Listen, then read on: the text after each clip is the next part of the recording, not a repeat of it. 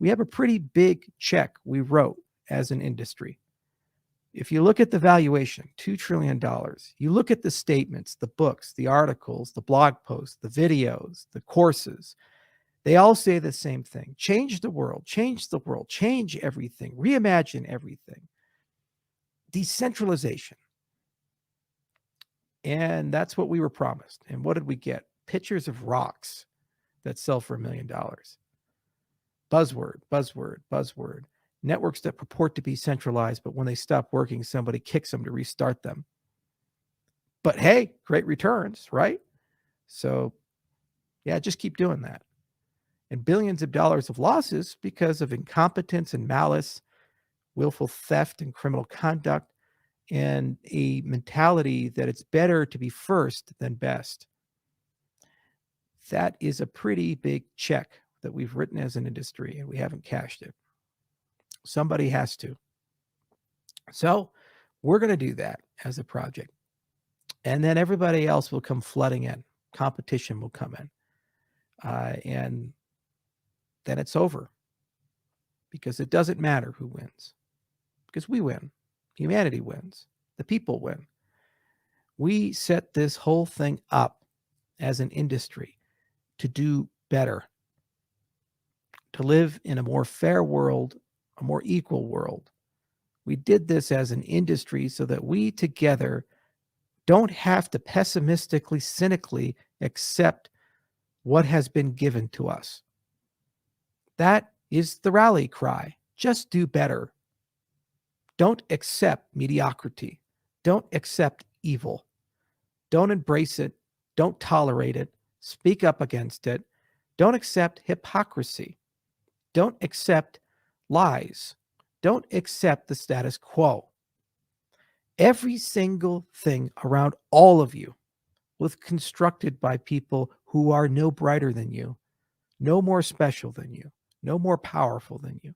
You consent to the things around you, the laws around you, the social customs around you, the way people treat you and you treat them. It's all consent based at the end of the rainbow. Sometimes your consent is coerced through fear, through psychological manipulation, through threats of criminality. But every now and then, a society has to stand up and it has to say we've had enough. If COVID taught us anything, it taught us that the human race is amazingly capable of lying to each other, of building structure upon structure of deception. And it doesn't matter where your politics fall or what you think about it. You can be on one side or the other side or all sides. Every single one of you has gotten some trauma from this event. And you've seen how bad things could get.